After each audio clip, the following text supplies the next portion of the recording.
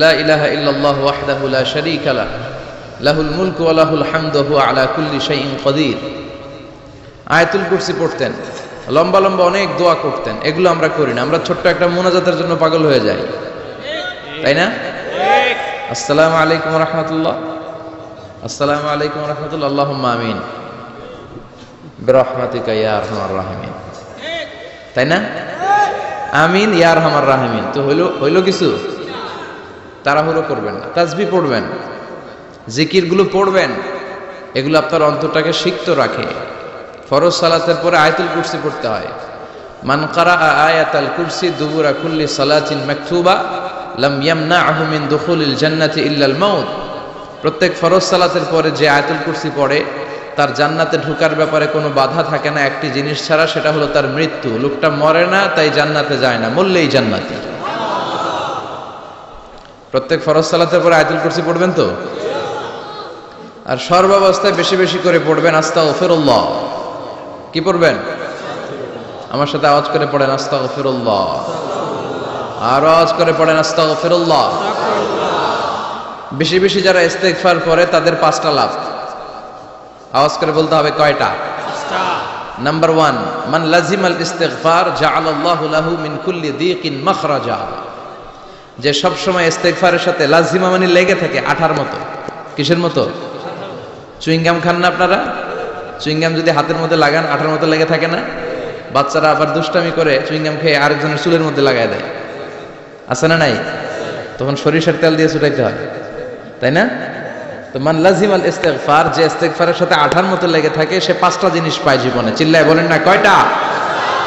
1 number, জাআলাল্লাহু লাহু মিন কুল্লি দীকিন মাখরাজা। সব বিপদ থেকে তার উদ্ধার করে কে? আল্লাহ। আমাদের জীবনে বিপদ আপদ আছে না নাই? আছে। কম না বেশি? বেশি। কত বিপদ, কত ধরনের বিপদ। যে কোনো সময় দুর্ঘটনা হতে পারে, রোড অ্যাক্সিডেন্ট, আছে না নাই? আছে। যে কোনো সময় গুম হয়ে যেতে পারেন, আপনারা খুঁজে পাবেন আপনার স্বজনরা। যে কোনো সময় ক্রস ফায়ারের মধ্যে পড়তে পারেন, ঠিক কি না? যে কোনো সময় বজ্রপাতে আপনি নিহত হতে পারেন, ভূমিকম্পের মাঝখানে পড়তে পারেন, 2 জন কোবাকুবি লাগছে, আপনি মাঝখানে, হইতে পারে না? জাআলাল্লাহু লাহু মিন কুল্লি দীকিন মাখরাজা। এরকম সব ধরনের বিপদ থেকে তারা রক্ষা করবে কে? আল্লাহ। যদি ইস্তিগফারের সাথে আঠার মতো লেগে থাকা যায়। এই হলো নাম্বার 1। নাম্বার 2, ওমিন কুল্লি হাম্মিন ফারাজা। যে সব সময় আঠার মতো ইস্তিগফারের সাথে লেগে থাকবে, আল্লাহ তাকে দুশ্চিন্তা থেকে মুক্তি দিবেন, তার কোনো টেনশন থাকবে না। সুবহানাল্লাহ পড়েন। আমাদের জীবনে টেনশন আছে না নাই?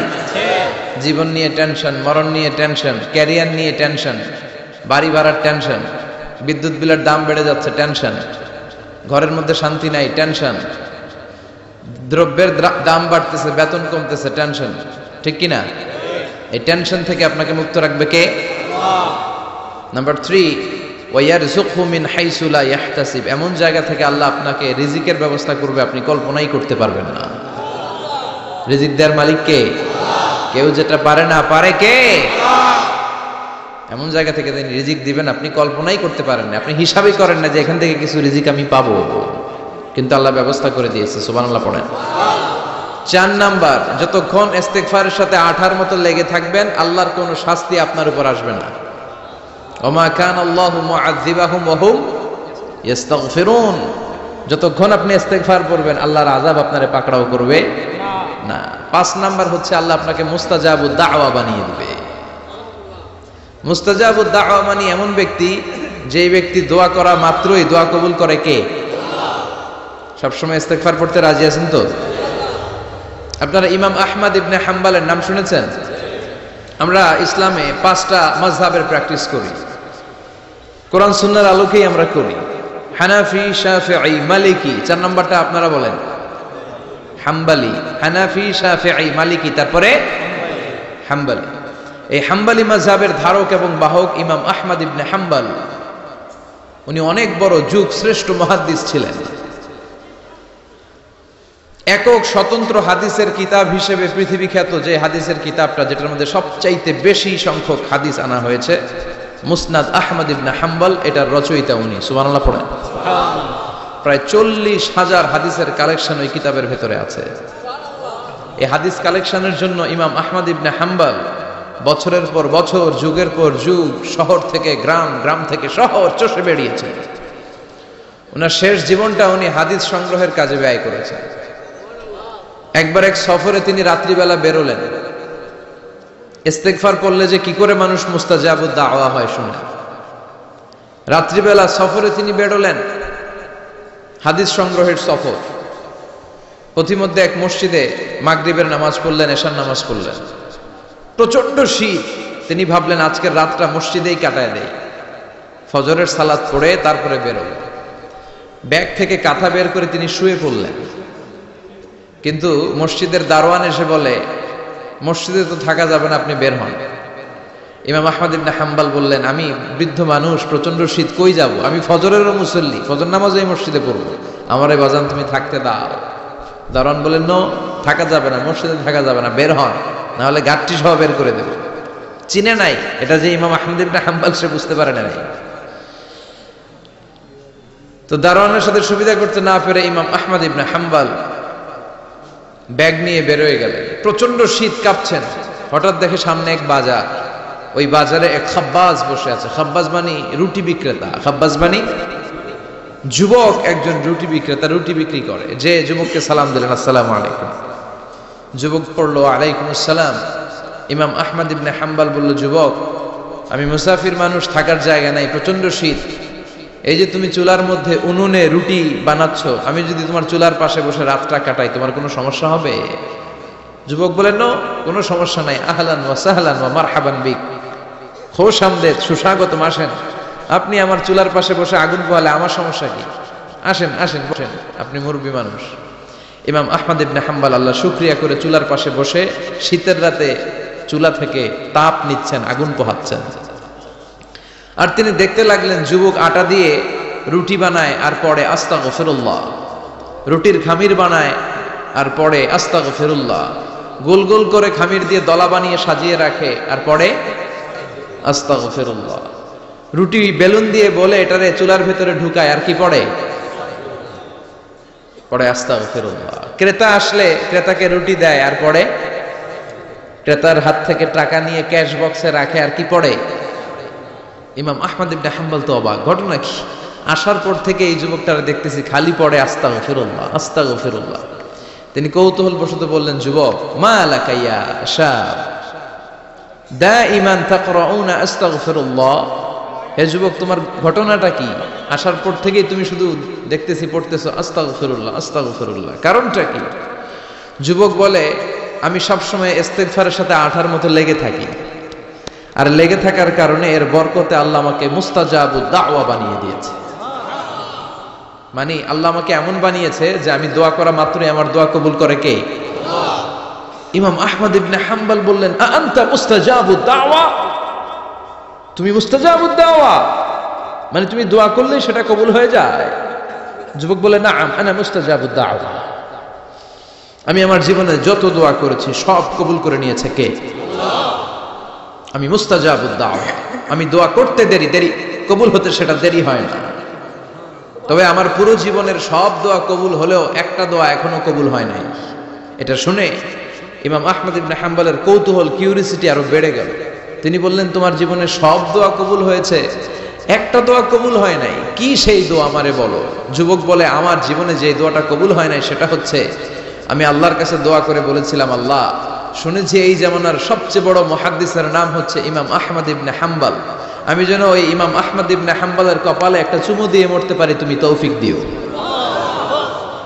ইমাম আহমদ ইবনে হাম্বল নিজেকে আর ধরে রাখতে পারলেন না, চোখের পানি ছেড়ে দিলেন, যুবককে জড়িয়ে ধরলেন আর বললেন, ইয়া শাব, আহমদ ইবনে হাম্বলের কপালে চুমু দেওয়ার জন্য আহমদ ইবনে হাম্বলের দরবারে তোমার যাওয়ার দরকার নাই, আহমদ ইবনে হাম্বল নিজেই তোমার দরবারে ছুটে এসেছে। আনাল আহমদ ইবনে হাম্বল, আমি নিজেই আহমদ ইবনে হাম্বল। চিল্লায় পড়েন আল্লাহু আকবার। যুবকটি চিৎকার মেরে সাইয়েদনা আহমদ ইবনে হাম্বলকে জড়িয়ে ধরল।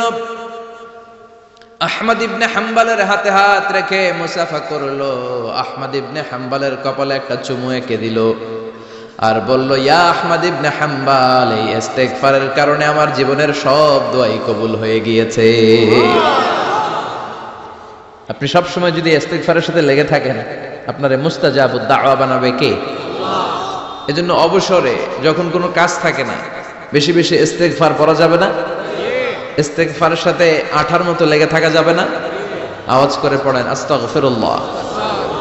আরো জোরে পড়েন আস্তাগফিরুল্লাহ। আরো জোরে পড়েন আস্তাগফিরুল্লাহ। আল্লাহ আমাদের ইস্তিগফার তুমি কবুল করো। আরো জোরে পড়ি আমিন। আসুন আমরা আল্লাহর নামের 3টা তাকবীর পড়ব। 3টা তাকবীর পড়ে আমরা কোরআনের তাফসীরের দিকে যাব। আমি পড়ব লিল্লাহি তাকবীর, আপনারা পড়বেন আল্লাহু আকবার। আওয়াজ করে পড়তে হবে। আল্লাহ বলেছেন ওয়া রাব্বাকা ফাকাব্বির, তোমার রবের নামের বড়ত্বের ঘোষণা দাও। আমার সাথে সাথে পড়েন আল্লাহু আকবার, আল্লাহু আকবার, আল্লাহু আকবার। 2 দিন ব্যাপী 34তম ওয়াজ ও দোয়ার মাহফিল, শিকারপুর দারুল কোরআন জিলানিয়া সিনিয়র মাদ্রাসা। প্রতিষ্ঠাতা আমার মরহুম মাগফুর নানা ভাই শাহ মোহাম্মদ গোলাম সাদেক সাঈদী রাহিমাহুল্লাহ, পীর সাহেব আড়াইবাড়ি দরবার শরীফ, কুমিল্লা। গত বছরও ছিলেন, এবছর চলে গেলেন। আল্লাহ ওনার কবরটাকে তুমি জান্নাতুল ফেরদাউসের বাগান বানাও, আমিন। আজকের প্রোগ্রামের সভাপতি হযরত মাওলানা গোলাম পরওয়ার সাঈদী আরাফাত, আমার সম্মানিত মামা শ্বশুর, পীর সাহেব আড়াইবাড়ি দরবার কুমিল্লা। আল্লাহ ওনাকেও তুমি ইসলামের জন্য কবুল করো, আমিন। আমি আমার খুতবার শুরুতে সূরাতুত তিন থেকে তেলাওয়াত করেছি। আসুন এই সূরাটি থেকে আমরা কিছু কথা শুনি, আমলের নিয়তে, ইখলাসের নিয়তে। সূরাটার নাম হচ্ছে সূরাতুত আত-তিন। সবাই বলেন সূরার নাম কি? এটি মাক্কি সূরা। কি সূরা? এই সূরার আয়াত সংখ্যা 8টি। কয়টি? আমরা জানি কোরআনের সূরাগুলো 2 ভাগে বিভক্ত, একটা মাক্কি, একটা মাদানী। সেই হিসেবে এই সূরাটি মাক্কি। এই সূরাটি কি? মাক্কি। কোরআনের চ্যাপ্টারগুলো নিয়ে মাঝে মাঝে ভাববেন যে কত ধরনের চ্যাপ্টার আল্লাহ দিলেন। সূরাকে আরবিতে বলে চ্যাপ্টার। সূরাকে আরবিতে কি বলে? তাহলে আওয়াজ করে উত্তর দেন তো, কোরআনের ভেতরে চ্যাপ্টার আছে কয়টা? 114টা। এই চ্যাপ্টারের নাম দিলেন তিনি ফলের নামে। সুবহানাল্লাহ পড়েন। 3 মানে ডুমুর ফল। 3 মানে কি? ডুমুর ফল। খেয়েছেন কখনো? খান নাই? শিকারপুরে হয়? গাছ আছে শিকারপুরে? নাই না? আছে? ছোটবেলা আমরা শুনতাম ডুমুর ফল খেলে নাকি মানুষ পাগল হয়ে যায়। আপনারা শুনছেন? এরকম অনেক আজে বাজে কথা কিন্তু আমরা ছোটবেলা শুনেছি, যেগুলোর ভিত্তি নাই। বলা হতো পরীক্ষার দিন সকালে কেউ যদি ডিম খেয়ে যায় তাহলে পরীক্ষা নাকি ডিম পায়। এটা ভুয়া কথা, ডাহা, মিথ্যা। আমি সব সময় ফাইনাল পরীক্ষার দিন সকালে ডিম খেয়ে যেতাম আর পরীক্ষা দিয়ে ফার্স্ট হয়ে যেতাম। এজন্য ডিম খেয়ে গেলে কেউ ডিম পায় না।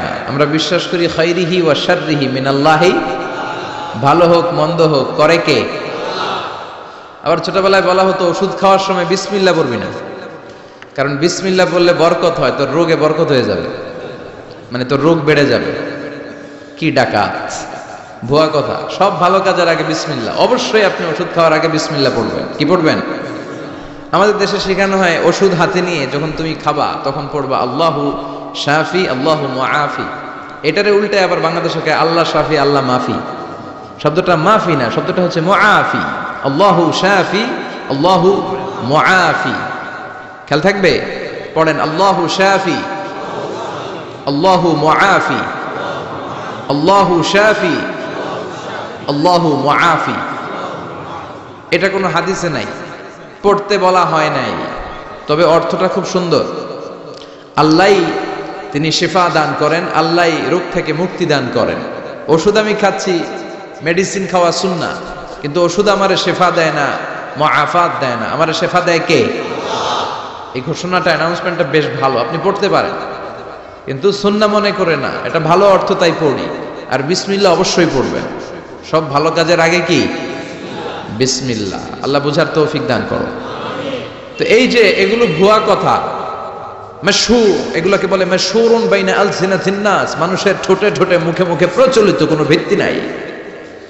এরপরে ছোটবেলা শুনতাম জট কলা খাওয়া যাবে না, মানে জোড়া কলা খেলে নাকি 2 বাচ্চা হয়, যমজ বাচ্চা নাকি হয়, একসাথে 2 বাচ্চা বলে না।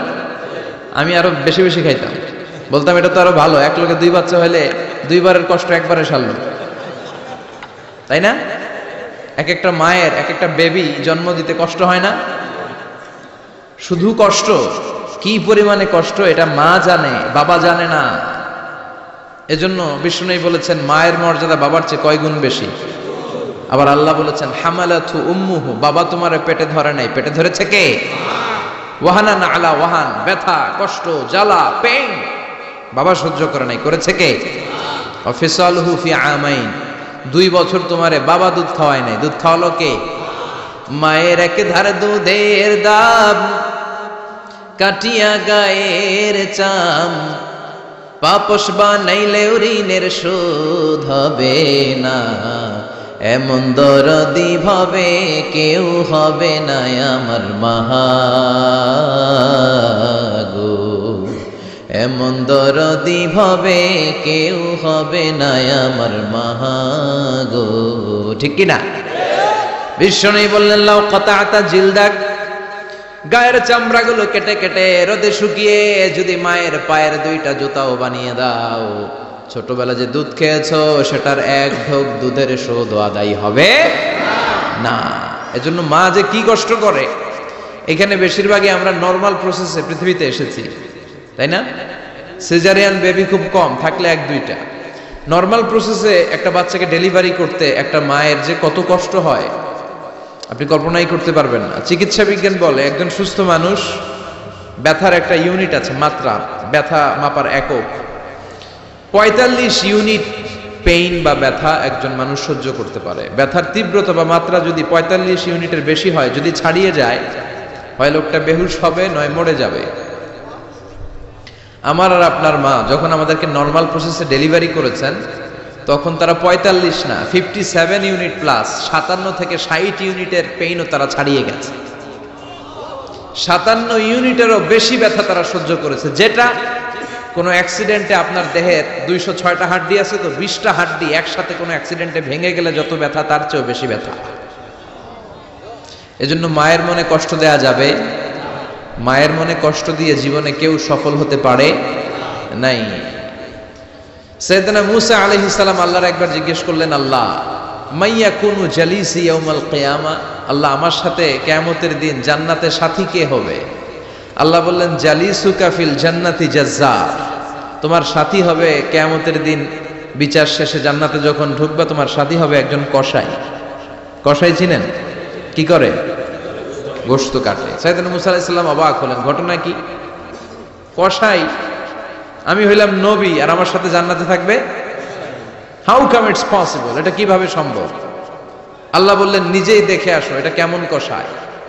সাইয়েদনা মূসা আলাইহিস সালাম ছদ্মবেশে কসাইয়ের দোকানে দাঁড়িয়ে রইলেন, দেখলেন স্পেশাল বিশেষ কোনো আমল নাই, কসাই শুধু গোশত কাটে, গোশত বিক্রি করে। দিন শেষে দোকান বন্ধ করে প্যাকেটের ভেতরে গোশত নিয়ে বাড়িতে রওনা হয়েছে। বাড়ির ভেতরে ঢুকে যাওয়ার পর সাইয়েদনা মূসা আলাইহিস সালাম ঘরের দরজার কড়া নাড়লেন। কসাই বলে মান আনতা, তুমি কে? মূসা আলাইহিস সালাম বললেন আনা মুসাফির, আমি মুসাফির, থাকার জায়গা নেই, আপনি যদি থাকার জায়গা দেন আপনার বাড়িতে থাকবো। কসাই বলে আসেন। সাইয়েদনা মূসা আলাইহিস সালাম ঢুকলেন। কসাই বলে এই ঘরে একটু থাকেন, ওই ঘরে আমার একটু কাজ আছে। মূসা আলাইহিস সালাম বললেন যান, কাজ সেরে আসেন। মূসা আলাইহিস সালাম খেয়াল করলেন ওই ঘরে মাচার উপর থেকে বয়োবৃদ্ধ এক নারীকে তিনি নামিয়ে গোসল করালেন, টাওয়াল দিয়ে গা মুছিয়ে দিলেন, নতুন জামা পরিয়ে দিলেন। এরপর দোকান থেকে আনা সুন্দর গোশতের টুকরাটারে নিজ হাতে কেটে রান্না করলেন, তারপর রুটি বানালেন আর গোশত আর রুটি হাতে নিয়ে ওই মহিলার মুখে তুলে দিচ্ছেন। মহিলা খাচ্ছে, খায় আর বিড়বিড় করে কি যেন দোয়া পড়ে। সুবহানাল্লাহ পড়বেন না? ওই মহিলাকে খাওয়ানোর পরে কসাই সাইয়েদনা মূসা আলাইহিস সালামকে মেহমান হিসেবে খাবার নিয়ে আসলেন। বললেন ও পথিক খাবার খান, সকালবেলা আপনিও চলে যাবেন, আমিও যাব আমার দোকানে, খেয়ে আপনি ঘুমিয়ে পড়েন। মূসা আলাইহিস সালাম বললেন ততক্ষণ পর্যন্ত তোমার আনা খাবারে আমি হাত দিব না যতক্ষণ না তুমি বলবা ওই মহিলাটাকে। কসাই বলে হাদিহি উম্মি, এটা আমার মা। হাদিহি উম্মি, এটা আমার মা। এই দুনিয়া এই মা ছাড়া আমার কেউ নাই, আমিও ছাড়া আমার মায়ের কেউ নাই। তাই প্রতিদিন দোকানের কাজ শেষ করে গোশত এনে রান্না করে আমার মারে আমি খাওয়াই। আদিহি উম্মি, এটা আমার জনম দুঃখিনী মা। সাইয়েদনা মুসা আলাইহিস সালাম, বুঝলাম তোমার মা, কিন্তু তুমি যখন রুটি তোমার মায়ের মুখের ভেতরে তুলে দিচ্ছিলে, তোমার মা বিড়বিড় করে কি যেন পড়লো। কি পড়ে তোমার মা? কসাই বলে, আমার মায়ের একটা পাগলা দোয়া আছে। কি দোয়া? আমি জানি কশিন কালো এই দোয়া কবুল হবে না। আবেগের বশবর্তী হয়ে প্রতিদিন আমার মা আমার খেদমতে আমার উপর এত সন্তুষ্ট হয়ে যায়, এত খুশি হয়ে যায়। আমার মা প্রতিদিন বলতে থাকে, আল্লাহুম্মা জাআল ইবনি জালিসা মূসা ইয়াউমাল কিয়ামাহ। ও আল্লাহ, আমার ছেলের খেদমতে আমি এত সন্তুষ্ট, আমার ছেলের উপর আমি এতটাই রাজি খুশি।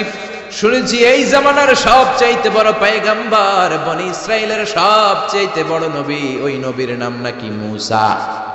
ও আল্লাহ, আমি এত কিছু জানি না, এত কিছু বুঝি না, এত কিছু চাই না। তোমার দরবারে শুধু একটাই চাওয়া, একটাই ফরিয়াদ, তুমি আমার ছেলেরে কিয়ামতের দিন মূসার সাথে হাসর নসিব করে দিও। আমার ছেলে কসাই ছেলেটারে তুমি মূসার জান্নাতের সাথী বানিয়ে দিও। আল্লাহুম্মা জাআল ইবনি জালিসা মূসা ইয়াউমাল কিয়ামা। জালিস মানে ফ্রেন্ড, বন্ধু। আল্লাহ, জান্নাতে আমার ছেলেরে তুমি মূসার বন্ধু বানিয়ে দিও। মূসা আলাইহিস সালাম এবার বুঝতে পারলেন। তিনি বললেন, ঘটনা তো এই জায়গায় এতক্ষণে বুঝতে পেরেছি, কেন আমার সাথে মূসা বীর মুফাসসির যাবে না, হাফেজে কোরআন যাবে না, শহীদরা যাবে না, ওলিরা যাবে না, নবীরা যাবে না, আমার সাথে জান্নাতে যাবে কসাই। এটা মায়ের দোয়া। কার দোয়া? মায়ের দোয়ার দরকার আছে না নাই? অনেক পাওয়ারফুল মায়ের দোয়াটা। বুলেট মারলে বুলেট মিস হয়, মায়ের দোয়া মিস হয়? ড্রোন হামলা করলে ড্রোন হামলা মিস হয়ে যেতে পারে, কিন্তু মায়ের দোয়া কশিনকালে মিস হয় না। চিল্লায় বলেন ঠিক কি না? মায়ের দোয়াটাও কবুল, বদদোয়াও কবুল। ভয়ঙ্কর কিন্তু। মা দোয়া করলে কবুল হয়, কিন্তু বদদোয়া করলে কবুল হয় না। এরকম হলে it was not a big deal, এটা বড় সমস্যা ছিল না। কিন্তু দোয়া করলেও যেমনি কবুল, বদদোয়াটাও কবুল। এজন্য খবর আছে না নাই? এজন্য মায়ের কাছ থেকে সবসময় দোয়া নিতে হবে। দোয়া নিতে রাজি আছেন? আমাদের সমাজে এরকম অনেক ধরনের কুসংস্কার। 2 কলা খেলে 2 বাচ্চা হয়, তাই না? আসলে কি কথাটা ঠিক? বাচ্চা একটা হবে না, 2টা হবে, ছেলে হবে না মেয়ে হবে, এটা কে দেয়? আবার অনেকের মাথার চুলের মধ্যে 2টা গিট থাকে, আছে না নাই? 2 গিট থাকলে কয় তোর 2 বিয়া, 3 গিট থাকলে 3 বিয়া, গিট নাই কয় তোর বিয়া নাই, আছে না নাই? এগুলো মুসলমান বিশ্বাস করতে পারে? মুসলমান বিশ্বাস করে একজনকে, তিনি কে? তো এই 3 ফল এটা খেলে মানুষ পাগল হয়ে যায় না, এটা স্বাস্থ্যকর একটা খাবার। বাংলাদেশের 3 আর আরব দেশের 3-এর পার্থক্য আছে। আরব দেশের 3 খুব সুস্বাদু। তো এই 3-এর নামে আল্লাহ একটা সূরা দিলেন। সূরার নাম হচ্ছে সূরাতুত তিন। সূরার নাম এরকম অনেক নামে আল্লাহ সূরা দিয়েছেন। খেয়াল করে দেখবেন, মানুষের নামে সূরা দিয়েছেন, সূরাতুল ইনসান, সূরাতুন নাস। আবার ইন্ডিভিজুয়াল 6 জন পুরুষ মানুষের নামে সূরা দিয়েছেন, 6 জন নবীর নামে, একজন ওলির নামে। সূরা হুদ, সূরা ইউসুফ, সূরা ইউনুস, সূরা মুহাম্মদ, সূরা ইব্রাহিম, সূরা নূহ, আছে না নাই? আবার সূরা লোকমান, আছে না নাই? মানুষের নামে সূরা, তাই না? তো 7 জন পুরুষের নামে সূরা, আর মাত্র 1 জন নারীর নামে আল্লাহ সূরা দিলেন। বলেন তো এই সূরাটার নাম কি? মারিয়াম। তো রেশিওটা কম হয়ে গেছে না? পুরুষ 7 জন, নারী 1 জন। নারীরা যাতে রাগ না করে, নারীদেরকে বুঝ দেওয়ার জন্য আল্লাহ সব নারীদের নামে আলাদা একটা সূরা দিলেন। সূরার নাম, তার মানে আল্লাহ নারীকে খুশি রাখতে চায়, বিশ্বনবীও নারীদেরকে খুশি রাখতে চায়। আমরা অনেকে বলে, হুজুর আপনি নারীদের পক্ষে কথা বলেন বেশি। আমি সবার পক্ষেই বলি, যার যেটা অধিকার তাকে সেটা দিতে হবে, ঠিক কিনা? নারীরা সম্মানিতা, তাদেরকে সম্মান দিতে হবে। বিশ্বনবী তাদেরকে সম্মান দিতেন। মা আয়েশাকে বিশ্বনবী সবসময় আগে সালাম দিতেন। সুবহানাল্লাহ পড়েন। খাদিজা রাদিয়াল্লাহু তাআলা আনহাকে আল্লাহ তাআলা আরশের উপর থেকে সালাম পাঠিয়েছেন। এজন্য নারীদেরকে সালাম দিবেন বেশি বেশি। ঘরে সুখ শান্তি নাই, অনেকে বলে ঘরটা নাকি জাহান্নামের টুকরা, কারণ সালাম নাই। সালাম মানে শান্তি। সালাম মানে কি? সালাম সালাম হাজার সালাম সকল শহীদ স্মরণে, আমার হৃদয় রেখে যেতে চাই তাদের স্মৃতির চরণে। পড়েন আমিন। সালাম মানি চিল্লায় বলেন। জান্নাতীরা যখন জান্নাতে ঢুকবে ফেরেশতারা জান্নাতীদেরকে কি বলবে? সালাম, শান্তি। Enter the paradise with peace and security. শান্তি এবং নিরাপত্তার সাথে জান্নাতে ঢুকে যান। এজন্য ঘরটারে শান্তিময় বানাতে চাইলে সালাম দিতে হবে। কি দিতে হবে? আজ থেকে স্ত্রীকে সালাম দিবেন তো ইনশাল্লাহ? পড়েন। আমার মাইকের আওয়াজ যদি বোনদের কানে যায়, মাদের কানে যায়, আপনাদেরও বলি, আপনারাও আগে আগে সালাম দিবেন। এই দৃশ্য বাচ্চারা দেখলে বাচ্চারাও সালাম শিখবে, ঠিক কিনা?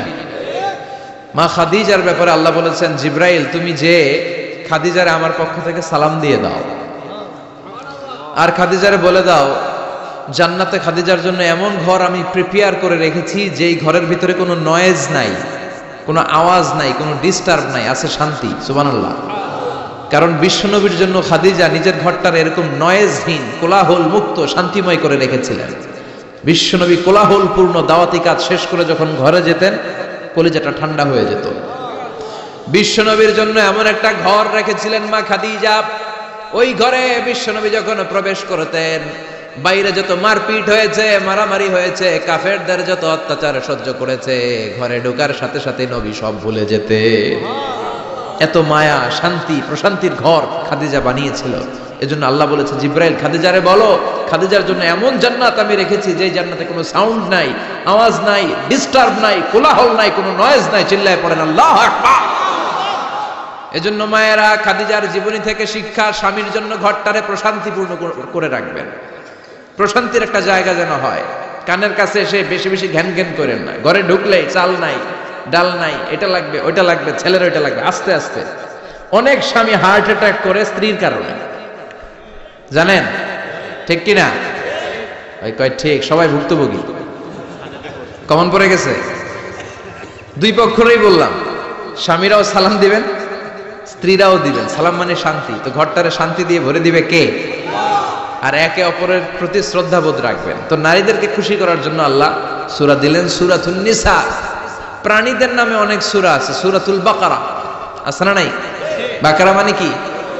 গাভী। গাভীর দুধ খাবেন। বিষ্ণু বলেছেন গরুর গোশত খেয়েও কম, দুধ খেয়েও বেশি। আলাইকুম বিআলবানিল বাকার, তোমাদের উচিত গরুর দুধ খাওয়া। ফাইন্নাহা তুরাম্মু মিনাল আশজার, কেননা গরুর দুধ এটা হচ্ছে সবুজ ঘাস আর পাতার নির্যাস। ফি লাবানিহা শিফা, গরুর দুধে আছে শিফা। ও ফি লুহুমিহা দা, গরুর গোশতে আছে রোগ। গোশতে আছে কি? গরুর গোশত খাইলে রোগ বাড়ে না?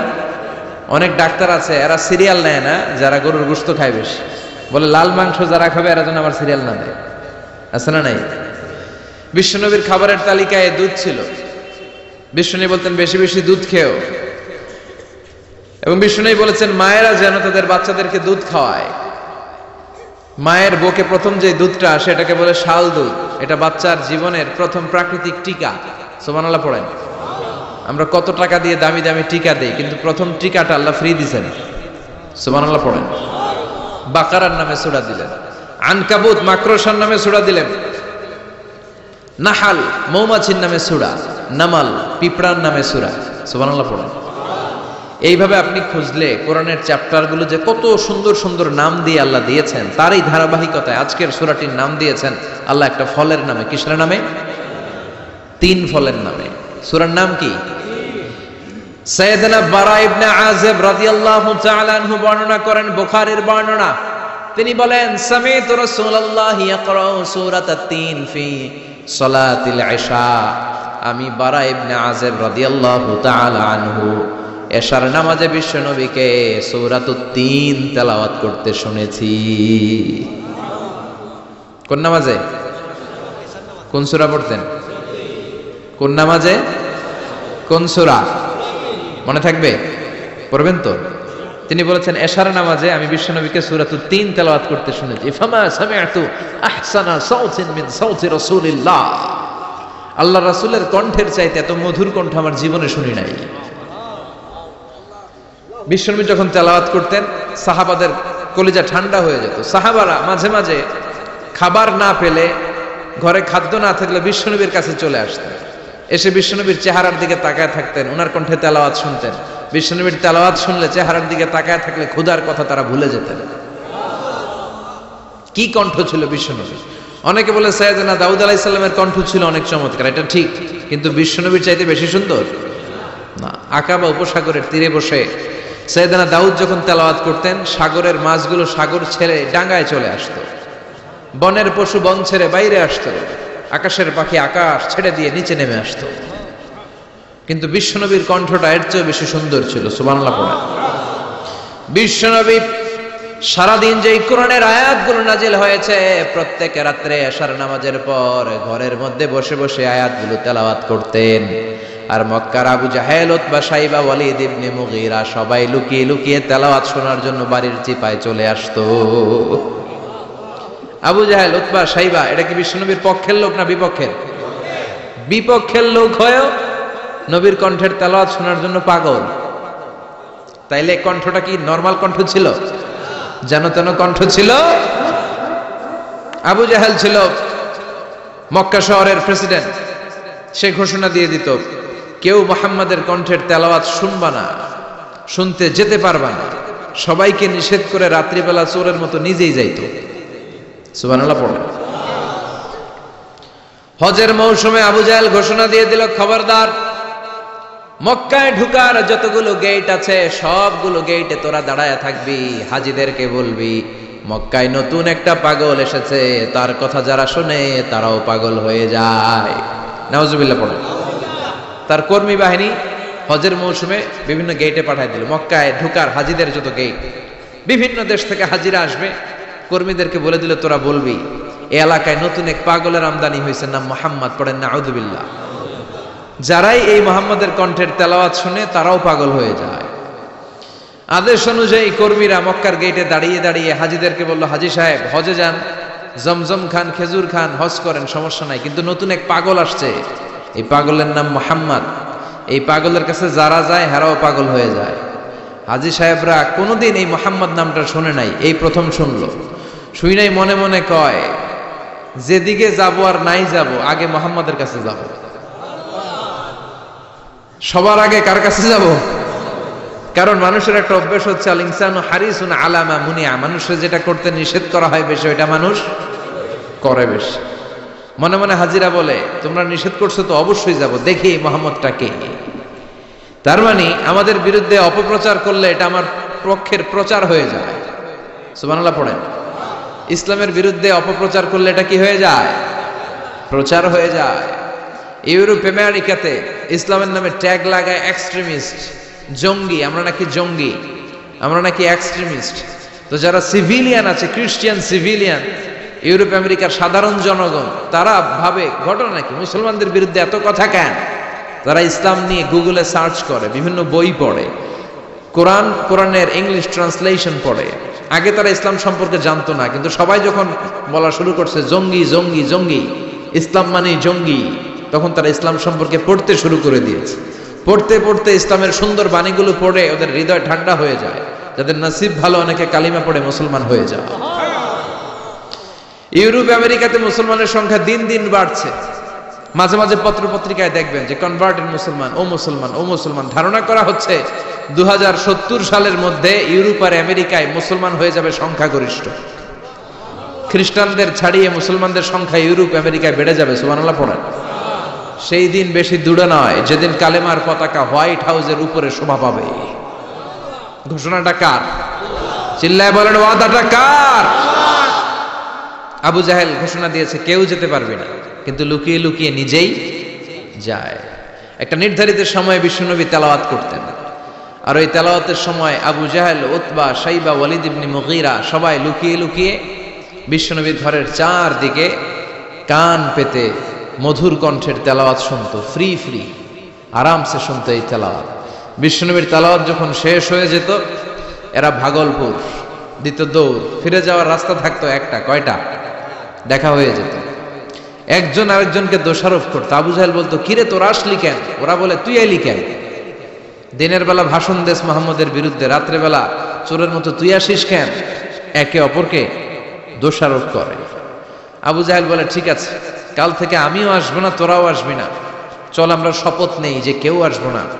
দস্তখত দিয়ে সিগনেচার দিয়ে যেই আসবে তার মাথার চুল কামিয়ে আলকাতরা মেখে মক্কার বাজারে ঘুরিয়ে ঘুরিয়ে অপমান করা হবে। সবাই রাজি। আবু জাহেল বলে দে, রাজি হইলে সিগনেচার দে। সবাইকে আবু জাহেল্লা তুই নেতা, তুই আগে দে। আবু জাহেল 1 নাম্বার, নাম্বার 2 উতবা, নাম্বার 3 শাইবা, সবাই সিগনেচার। কালকে কেউ যাবে না, কেউ যাবে না। দিন গড়িয়ে রাত আসে, বিশ্বনবীর যখন তেলাওয়াত করার টাইম, ওই টাইমে আবু জাহেলের তেলাওয়াত শোনার প্যারা উঠছে। যারা সিরিয়াল দেখে, সিরিয়াল দেখার প্যারা আছে না একটা, 9টায় সিরিয়াল শুরু হবে, 8:30 থেকে প্যারা ওঠে। কথা কন, আমার সিরিয়াল শেষ হয়ে গেল, সব কাজ বাদ দে, তাড়াতাড়ি টিভির সামনে বস, আছে না নাই? আবু জাহেলেরও প্যারা উঠছে, তেলাওয়াত শোনার প্যারা। টসিং এন্ড টার্নিং, বিছানায় এপাশ ওপাশ করে আর মনে মনে ভাবে, হায় রে আর তো সময় নাই, এই তো শুরু হয়ে যাবে একটু পরে মুহাম্মদের তেলাওয়াত, না গেলে তো বড্ড মিস হয়ে যাবে। যাই যাই, আজকে যেরকম দস্তখত নিছি আর ধমক দিছি, কেউ যাবে না, আমি নিশ্চিত কেউ যাবে না, আমি একটু যাই। উতবা, শাইবা, ওয়ালিদ ইবনে মুগীরা প্রত্যেকেই প্রত্যেকের ঘর থেকে এই একই কথা ভাবছে যে আজকে তো যেই থ্রেড দিছে আবু জাহিল্লা, আজকে কেউ যাবে না, আমি একটু যাই। সুবহানাল্লাহ পড়ুন। আজকেও সবগুলো যে হাজির। বিশ্বনবী মন্ত্রমুগ্ধ করা সুরের ঝংকার তুলে তেলাওয়াত করছেন, আর সবগুলো মন্ত্রে মুগ্ধের মতো তেলাওয়াত শুনছে। বিশ্বনবীর তেলাওয়াত শেষ, সব দিছে দৌড়। ফিরে যাওয়ার রাস্তা কয়টা? আজকেও দেখা। আবু জাহেল্লা কয়, কিরে তোরা আইলি কেন? সবাইকে আবু জাহেল্লা তুই আইলি কেন? একে অপরকে দোষারোপ করে। এই ঘটনাটা শোনানোর উদ্দেশ্য হচ্ছে বিশ্বনবীর কণ্ঠটা যেন তেন কোনো কণ্ঠ ছিল না, এই কণ্ঠে সুরের ঝংকার ছিল, ঠিক কিনা? এজন্য সাইয়েদনা বারা ইবনে আযিব রাদিয়াল্লাহু তাআলা আনহু বুখারীর বর্ণনায় বললেন, ফামা সামি'তু আহসানা সাওতাম মিন সাওতি রাসূলিল্লাহ, বিশ্বনবীর কণ্ঠের চাইতে এরকম সুরেলা কণ্ঠ আমার জীবনেও আমি শুনি নাই। আর বিশ্বনবীকে এই সূরাটা কোন নামাজে পড়তে শুনছে? পড়বেন তো আপনারা? আল্লাহ তৌফিক দান করো। এই সূরাটা আল্লাহ কসম দিয়ে শুরু করছে। কি দিয়ে? 3 ফলের কসম দিয়ে। মনে রাখবেন, মান কানা ইয়াহলিফ ফালইয়াহলিফ বিল্লাহ, যার কোনো কারণে কসম কাটতেই হয় সেজন্য আল্লাহর নামে কসম কাটে, আউলিয়াসমু, তার না হলে যেন চুপ থাকে। আল্লাহ ছাড়া কারো নামে কসম কাটা যাবে? কিন্তু আমাদের দেশে অনেক কিছুর নামে কসম আছে না নাই? আমরা কোরআন শরীফের নামে কসম কাটি, অনেক সময় কাবার নামে কসম কাটি, মায়ের বুকের দুধের কসম, বিদ্যার কসম কাটি না? কাটা যাবে? শিকারপুরের লোকেরা আর কি কি জিনিসের কসম কাটেন বলেন? হ্যাঁ, মায়ের কসম না, মায়ের কসম কাটা যাবে না। আর কি কি জিনিসের কসম কাটেন বলেন? আল্লাহর কসম কাটা যাবে। আর মাজারের কসম খাইছি না, মাজারের কসম কাটা যাবে। আর কিসের কসম কাটে এই দেশে? বইয়ের কসম না, বইয়ের কসম কাটা যাবে। আর আছে? হ্যাঁ, আল্লাহ ছাড়া কারো নামে কসম কাটা যাবে, কিন্তু আল্লাহ চাইলে সবকিছুর নামে কসম কাটতে পারেন। চিল্লায় কোন সুবহানাল্লাহ। সে আল্লাহ বললেন, ওয়াত-তিনি ওয়াজ-যাইতুনি ওয়া তুরি সিনিন ওয়া হাযাল বালাদিল আমিন। 3-এর কসম। কিসের কসম? 3 ফুলের কসম। এজন্য আল্লাহ বলেছেন ওয়াত-তিন। চিল্লায় বলেন, কি পড়েছেন? সম্মানিত ভাইয়েরা, খেয়াল রাখবেন, কসম যখনই আল্লাহ কেটেছেন তখনই আল্লাহ ওয়াও ব্যবহার করেছেন। এটাকে বলে, এই যে এটা কিন্তু তাফসীরের আসল কথা, মনে রাখেন, ওয়াও আল কাসামিয়া, এটার বলে কসম কাটার ওয়াও। যত জায়গায় আল্লাহ কসম কেটেছেন তত জায়গায় আল্লাহ কি ব্যবহার করেছেন? চিল্লায় বলেন। আমরা অবাক হয়ে গেলে আমরা পড়ি ওয়াও, এই ওয়াও না, আমরা ওয়াও বলি না? অবাক করা জিনিস দেখলে কি বলে ছেলেবেলে? ওয়াও, এই ওয়াও নয়। তো যত জায়গায় কসম তত জায়গায় ওয়াও। সবাই বলেন, যত জায়গায় কসম তত জায়গায়। যেমন আল্লাহ কোরআনে যুগের শপথ করেছেন, সময়ের কসম করেছেন। আল্লাহ বলেছেন ওয়াল আসর। কি বলেছেন? ওয়াও আছে না নাই? আল্লাহ পাহাড়ের কসম করেছেন, আল্লাহ বলেছেন ওয়াত্তুর। আল্লাহ ফজরের কসম করেছেন, আল্লাহ বলেছেন ওয়াল ফাজার। জিলহজের প্রথম 10 রাতের কসম করেছেন, তিনি বলেছেন ওয়ালায়ালিন আশার। জোড় আর বেজোড়ের কসম করেছেন, তিনি কি বলেছেন? ওয়াশ-শাফঈ ওয়াল ওয়াতর। তারই ধারাবাহিকতা এখানে তিনি 3 ফলের কসম কেটেছেন, আর তিনি বলেছেন ওয়াত্তিন। চিল্লায় বলেন, তিনি কি বলেছেন? মানে তিনের কসম। কিসের কসম? তিন ফল। ডুমুর ফলের কসম কেটেছেন, কারণ এই ফলের অনেক উপকারিতা আছে। এটা আরব বিশ্বে আরবদের কাছে খুবই গুরুত্বপূর্ণ সুস্বাদু একটা ফল। কালো ডুমুর হয়, সাদা ডুমুর হয়। এই ডুমুর ফল খেলে ডায়াবেটিক্স রোগীদের অনেক উপকার হয়। ডায়াবেটিক্স আমাদের জাতীয় রোগ না? ডায়াবেটিক্স আছে কার কার? অনেকের আছে না? এই ডায়াবেটিক্স আল্লাহ ভালো করে দিবে। কি খাবেন? ডুমুর ফল খাবেন। অনেক নারীদের ইররেগুলার মেনস্ট্রুয়েশনাল পিরিয়ড হয়, অনিয়মিত অনিয়ন্ত্রিত মাসিক। এই ডুমুর ফলের সেদ্ধ করা পানি যদি খায় তাদের মাসিক নিয়মিত হয়ে যাবে। এটার মধ্যে অনেক স্ট্রেংথ এন্ড স্ট্যামিনা আছে। আর এই ফলটা জান্নাতি ফল। কি ফল? এটা জান্নাতি ফল। এই তিন গাছটা জান্নাতের গাছ।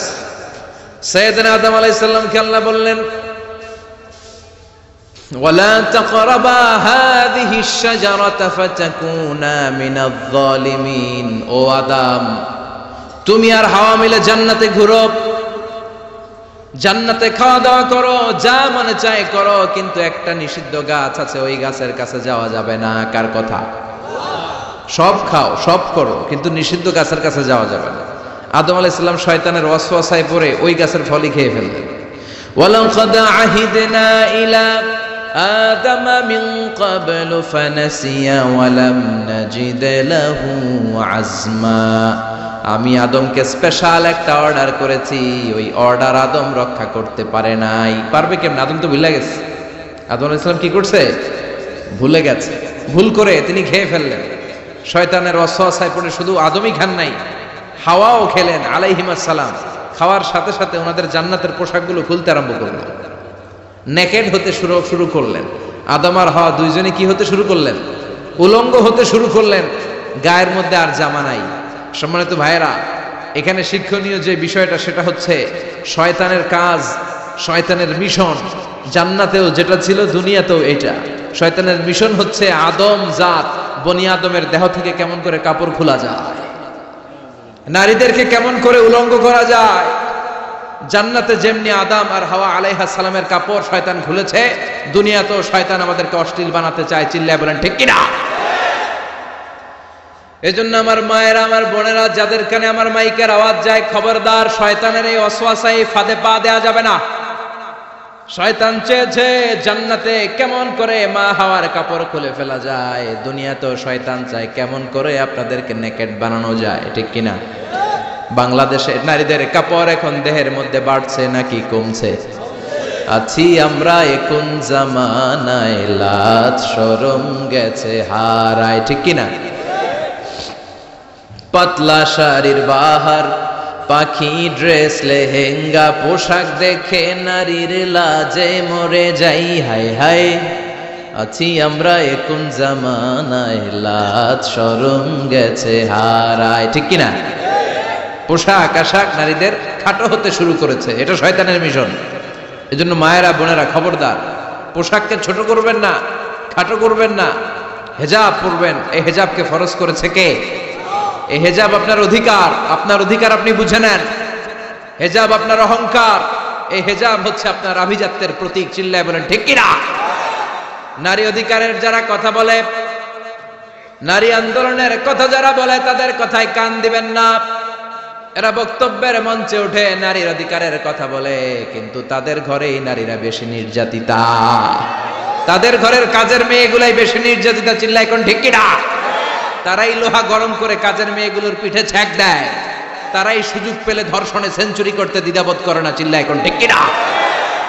শয়তানের মিশন জান্নাতেও ছিল যেটা, দুনিয়াতেও এটা। পোশাক কি করে আলাদা করা যায়?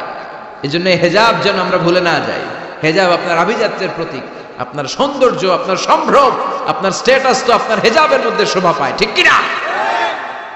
কিন্তু দিনকে দিন পোশাক ছোট হতে শুরু করেছে। নতুন নতুন অনেক পোশাক বেরোয় নারীদের। কি পোশাক আছে বলেন তো একটা? হ্যাঁ, পাখি। আর কি আছে? লেহেঙ্গা আর কিরণমালা। আর এগুলো পড়বেন না, হেজাব পড়বেন।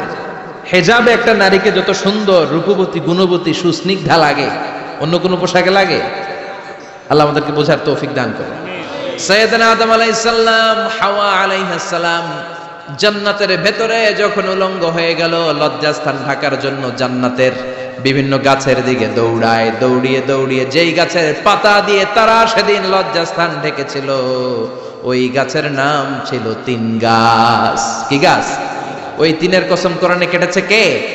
সেজন্য আল্লাহ বললেন ওয়াত্তিনি ওয়াজ-যাইতুনি ওয়া তুরি সিনিনা ওয়া হাযাল বালাদিল আমিন। সুবহানাল্লাহ পড়েন। তিনের কসম, জাইতুনের কসম। জাইতুন মানে জলপাই।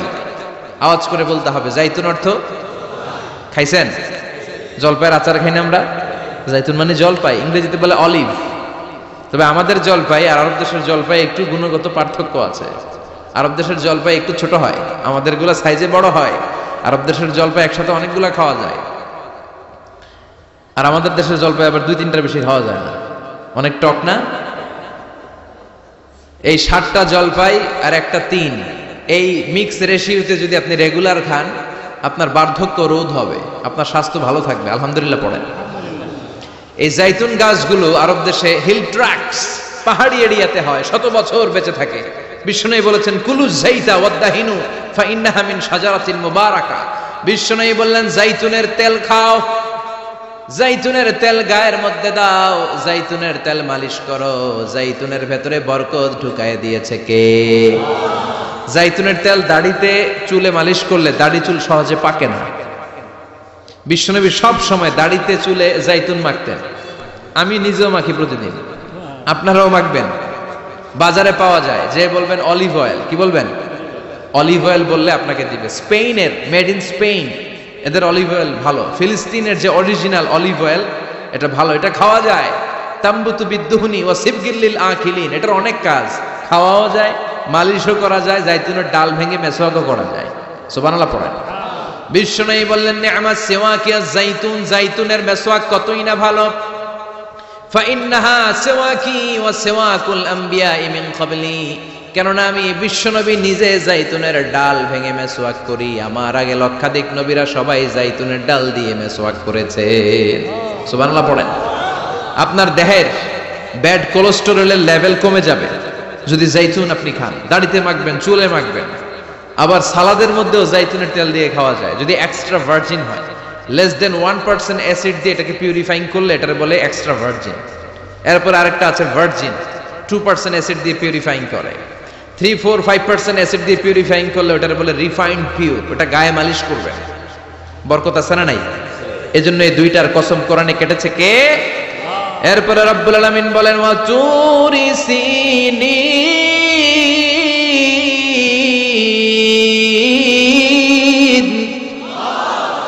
আমি তিন আর জাইতুনের কসম যেমনি কোরআনের মধ্যে করলাম, সাথে সাথে তুর পাহাড়ের কসম কাটলাম। সুবহানাল্লাহ পড়েন। সাউথ সাইনা, দক্ষিণ সিনাইয়ে এই তুর পাহাড়ের অবস্থান। মিশরে 2টা জেলা আছে, উত্তর সিনাই, দক্ষিণ সিনাই। এই দক্ষিণ সিনাইতে 2285 মিটার উঁচু এই পাহাড়। সাইয়েদনা মুসা আলাইহিস সালাম এই পাহাড়ে উঠে কথা বলতেন কার সাথে? তাওরাতের মতো কিতাবকে আল্লাহ তাআলা কাঠের তক্তার মধ্যে লিখে এই পাহাড়ের উপর নাজিল করেছে। কাঠের তক্তা চিনেন? কাঠ দিয়ে মোটা মোটা তক্তা বানায় না? আল্লাহ নিজ হাতে তাওরাত লিখে এই কাঠের তক্তাগুলো সাইয়েদনা মুসা আলাইহিস সালামকে দিলেন, বললেন যাও, এটার মধ্যে হেদায়েত আছে, নূর আছে, বুরহান আছে, নিয়ে যাও, বনি ইসরায়েলের কাছে দাওয়াতের বাণী পৌঁছে দাও, তুমি বার্তাবাহ, যাও। সাইয়েদনা মুসা আলাইহিস সালাম দেখলেন ছোট্ট ছোট্ট কিছু কাঠের ফলকার তক্তা, ভাবলেন কাঁধের মধ্যে তুলে নিয়ে যাই, এর চেয়েও কত ভারী ভারী জিনিস আমি মুসা কাঁধের মধ্যে তুলে বেড়াই। কিন্তু সাইয়েদনা মুসা আলাইহিস সালাম তক্তার মধ্যে হাত দিয়ে দেখে কাঁধে উঠাবে তো দূরের কথা, নাড়াতেই পারে না। সুবহানাল্লাহ পড়েন। কাঁধে উঠাবে তো দূরের কথা, কি করতে পারে না? নাড়াতেই পারে না। মুসা আলাইহিস সালাম ভাবলেন এদিক দিয়ে মনে হয় শক্ত, ওদিকে মনে হয় নরম, ওদিক দিয়ে ধরি, ওদিকে টান দেয়, ওদিকেও নড়ে না, মাঝখানে ধরে টান দেয়, নড়ে না। ঘটনা কি? এর চেয়ে কত বড় তক্তা কাঁধে লয়ে ঘুরি, আর এগুলো নড়ে না কেন? আল্লাহ জিব্রাইলরে বলেন না একটু হেল্প করতে? আল্লাহ বললেন যাও, তোমারে হেল্প করতে কইছে।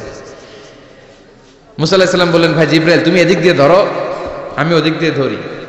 আমরা এরকম ধরে বলি না মারো টান হেইয়ো, এই দুইজনে হেইয়ো হেইয়ো শুরু করছে, কিন্তু তক্তা নড়ে না।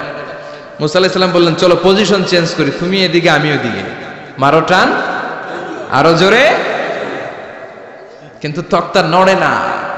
মুসা আলাইহিস সালাম বললেন, আল্লাহ, জিব্রাইলের যে সঙ্গী ফেরেশতা 11 বলো না একটু হেল্প করতে। আল্লাহ বলে, যাও হেল্প করে আসো।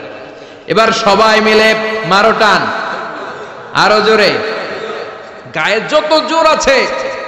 মুসা আলাইহিস সালাম তক্তা ধরে টান দিলেন, টানের চোটে প্রত্যেকটা লোমকূপ দিয়ে ঘাম বেরোতে শুরু করেছে। এক একটা টানে কোমরের রক ছিঁড়ে যাওয়ার অবস্থা, কিন্তু তক্তা নড়ে। আল্লাহ ডেকে বললেন, মুসা, রক ছিঁড়ার দরকার নাই, আর ঘেমে অস্থির আর ঘর্মাক্ত হওয়ার দরকার নাই। আসলে তক্তার এত ওজন না, কিন্তু তক্তার মধ্যে যেই বাণীগুলো আছে, বাণীগুলো কার?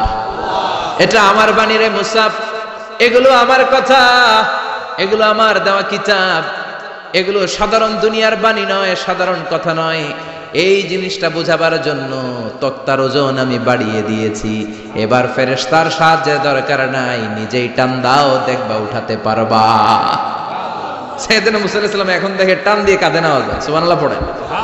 এই যে তুর পাহাড় তিনি মুসা আলাইহিস সালামকে দিয়েছিলেন, যেই পাহাড়ের উপরে, পাহাড়টার নাম তাওরাত কিতাব যে তিনি দিয়েছিলেন, যেই পাহাড়ের উপরে, ওই পাহাড়টার নাম কি? তুর পাহাড়। বিশ্বনবী মেরাজে যখন গিয়েছিলেন, সাইয়েদনা জিব্রাইল এই তুর পাহাড়ে বিশ্বনবীকে নামিয়ে বললেন, অন্ধকার, ইয়া রাসূলুল্লাহ, উদউ আল্লাহ, আল্লাহর কাছে দোয়া করেন। বিশ্বনবী বললেন, জিব্রাইল, দোয়া করলাম, কিন্তু কোন জায়গায়, কোন পাহাড়ের উপরে আমারে নামালা? আমি তো এলাকা চিনি না, পাহাড় চিনি না, কোন পাহাড় এটা?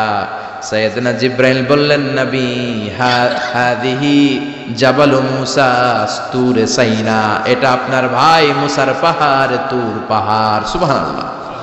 এটার চূড়ায় বিশ্বনবী দোয়া করেছেন। এবং ইয়াজুজ মাজুজের আক্রমণ থেকে বাঁচার জন্য ঈসা আলাইহিস সালাম কিয়ামতের আগে সব মুমিন বান্দাদেরকে নিয়ে তুর পাহাড়ের উপরে উঠবে। সুবহানাল্লাহ পড়ে। আমি নিজেই তুর পাহাড়ের উপরে উঠছি 2 বার জীবনে। আমি মিশরে ছিলাম, তো ওখানে আমি শিক্ষা সফরে 2 বার আমরা প্রায় তুরে সাইনাতে সফর করতাম। ঠান্ডা একটা এলাকা, মিশরে, পুরো মিশরে গরম, ওদিকে ঠান্ডা। 3 ধর্মের লোকদের জন্য এটা একটা তীর্থস্থান, সবাই যায়। ইহুদিরা যায়, খ্রিস্টানরা যায়, আমরাও যেতাম। মাঝরাতে তুর পাহাড়ে উঠতে হয়, ফজরের সময় পৌঁছতে হয়, আবার 7টা-8টার দিকে ব্যাক করতে হয়। 10টা-11টার পরে সূর্যের তাপে পাথরের পাহাড় এত গরম হয়, ওখানে কোনো মানুষ দাঁড়িয়ে থাকতে পারে না। আমরা উঠতেছি কাঁধের মধ্যে ব্যাগ নিয়ে, খ্রিস্টানরাও উঠতেছে, ইহুদিরাও উঠতেছে। ওটার উপরে খ্রিস্টানদের একটা চার্চ আছে, গির্জা। ইহুদিদের আছে একটা ছোট্ট সিনাগগ। ইহুদিরা যে জায়গায় নামাজ পড়ে ওটারে কি বলে? সিনাগগ। খ্রিস্টানরা যেটাতে নামাজ পড়ে ওটারে বলে চার্চ, গির্জা। আমরা যেটাতে নামাজ পড়ি মসজিদ। আমাদেরও একটা মসজিদ আছে ছোট। ফজরের সময় উঠলাম, উঠে তাকিয়ে দেখি সূর্য কিরণে পুরো তুর পাহাড়ের সিলসিলাতুল জিবাল, পাহাড়ি রেঞ্জ ঝিকিমিকি আলোতে সূর্যের কিরণে চমৎকার এক আভা, রক্তিম আভা ধারণ করেছে। সবাই মিলে আল্লাহর কাছে দোয়া করলাম। এই তুর পাহাড়ের কসম কেটেছে কে? রব্বুল আলামিন বলেন, ওয়াত-তিনি ওয়াজ-যাইতুনি ওয়া তুরি সিনিনা ওয়া হাযাল বালাদিল আমিন। তিনের কসম, জাইতুনের কসম, তুর পাহাড়ের কসম, আর এই নিরাপদ শহরের কসম। এই নিরাপদ শহর দ্বারা উদ্দেশ্য হচ্ছে মক্কাতুল মুকাররমা। নিরাপদ শহর দ্বারা কোন শহর উদ্দেশ্য? মক্কা। যে মক্কার আগের নাম ছিল বাক্কা। মক্কার আগের নাম সবাই বলেন বাক্কা। মক্কার নামে আল্লাহ কোরআন একটা সূরা দিয়েছে, সূরার নাম সূরাতুল বালাদ। লা উকসিমু বিহাযাল বালাদ ওয়া আনতা হিল্লুম বিহাযাল বালাদ। সুবহানাল্লাহ পড়েন।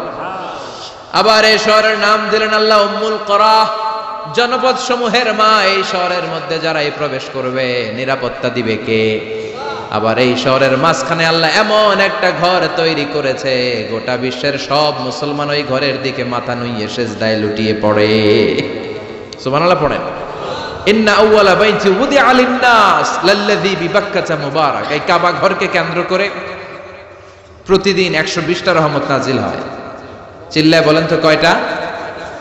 60 লিত-তাইফিন, 60টা রহমত যারা তাওয়াফ করে তাদের জন্য। 40 লিল মুসাল্লিন, 40টা রহমত যারা নামাজ পড়ে তাদের জন্য। 60 আর 40 কত? বাকি আছে কয়টা?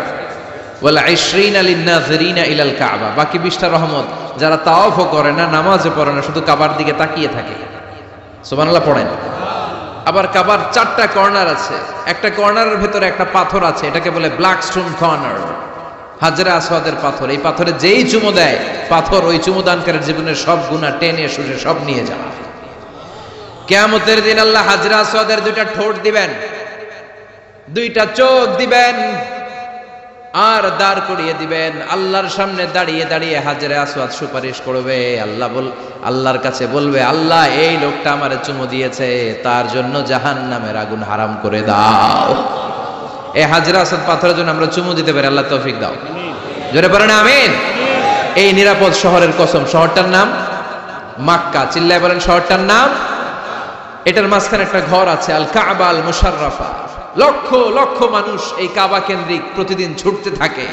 আল্লাহ বলেছেন এটা মাসাবাতান লিন্নাস, মানুষের মিলন কেন্দ্র। লক্ষ লক্ষ মানুষ এই কাবাকে ঘিরে নামাজ পড়ে। প্রতিটা জুমার দিন 10 লাখেরও মোর দেন 1 মিলিয়ন মুসল্লি কাবার চারদিকে জুমার সালাত আদায় করে সুবহানাল্লাহ পড়েন। আজান হওয়া মাত্রই মৌমাছির মতো মানুষগুলো ছুটতে থাকে। কাবার আজান শুনেছেন? আল্লাহু আকবার, আল্লাহু আকবার,